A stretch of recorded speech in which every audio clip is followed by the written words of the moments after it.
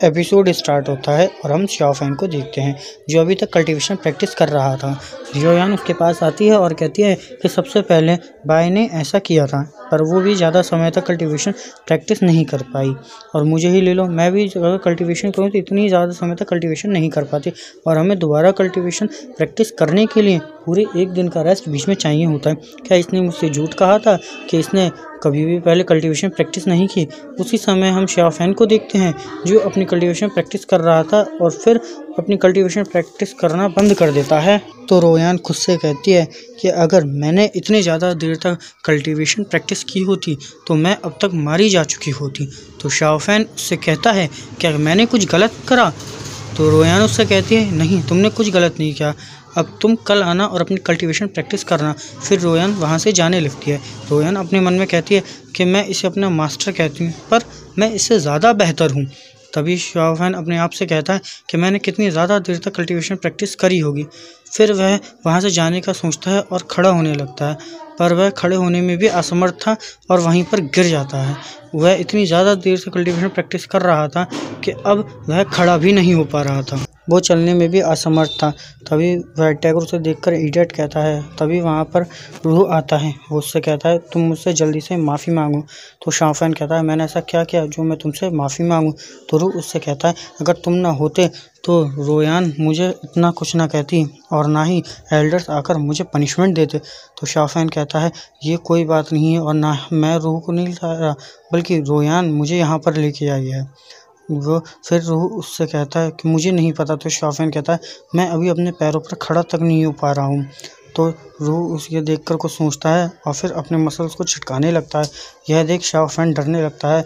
वह सोचता है कि आज इसे बहुत मारेगा। वह उससे माफ़ी मांगने लगता है कि मुझे माफ़ कर दो, लेकिन रूह उसकी ओर बढ़ने लगता है। यह देख शाओफैन उससे कहता है कि मैं तुम्हें ड्रिंक बाय करके दूंगा।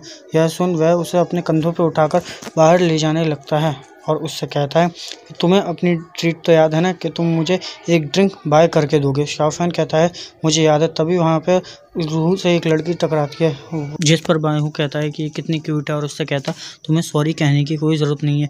तो वो लड़की कहती है कि थैंक यू, और मुझे पता नहीं था कि कोई फैटी लड़का इतना काइंड हार्टेड हो सकता है।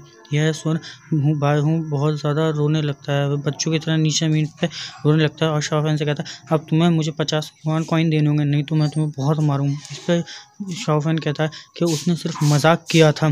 तभी वह लड़की वाइट टाइगर को देखकर शाओफैन के पास आती है और उससे कहती है अंकल प्लीज़ आप मुझे से सुने दोगे? तो शाओफैन कहता है पहले तुम मुझे अंकल नहीं अपना बड़ा भाई बोलो। लेकिन वह फिर भी शाओफैन को अंकल कहती है जिसको देख बायलू हंसने लगता है। उसके बाद वह लड़की जब वाइट टाइगर को टच करने वाली होती है तो वह अपने मन में कहता है कि मुझे शाओफैन के अलावा कोई और टच नहीं कर सकता, इसकी हिम्मत कैसे हुई कि मुझे टच करने वाली है। उसी समय वहाँ उस लड़की का गार्ड आ जाता है जो कहता है कि आपके मम्मी पापा आपके लिए परेशान हो रहे होंगे, अब आपको चलना चाहिए। इस पर वह लड़की वहाँ से जाने लगती है। तभी बायहू और शाओफैन एक रेस्टोरेंट में जाते हुए दिखते हैं। वह वहाँ पर जाकर वहाँ के ही एक टेबल पर बैठ जाता है। शाओफैन उससे कहता है क्या तुम उस लड़की को जानते हो? तो वह कहता है उसकी जिस तरह से जबान चल रही थी मुझे लगता है वो यहाँ के गवर्नर की बेटी शैन है और कोई नहीं हो सकती। तभी वह वहाँ पर एक वेटर को बुलाता है। जब वेटर वहाँ पर आता है तो वह उससे कहता है कि तुम्हारे यहाँ हमें शराब मिलेगी? तो वेटर हाँ कहता है। वो उसे वहाँ की सबसे महंगी और अच्छी शराब लाने के लिए कहता है। वेटर वहाँ ले आता है तो बायहू उससे कहता है कि तुम हमारे लिए अपने होटल का सबसे अच्छा खाना भी ला के दो। तब वेटर वहाँ से जाने लगता है और जब वह अपनी पॉकेट चेक करता है तो उसके पास पैसे नहीं थे। तो वह शाओफैन से कहता है कि शाओफैन क्या तुम्हारे पास पैसे हैं? शाओफैन कहता है कि नहीं मेरे पास नहीं है। तो वह कहता है ठीक है कोई बात नहीं, हम बाद में घर जाकर ले आएंगे। तो शाओफैन कहता है कि मुझे डर लग रहा है, तुमने बहुत सारा खाना मंगवा लिया है। फिर वेटर वहाँ खाना ले आता है, वह दोनों खाना खाने लगते हैं। जब खाना ख़त्म हो जाता है तो वेटर वहाँ आता है और उनसे बिल मांगने लगता है।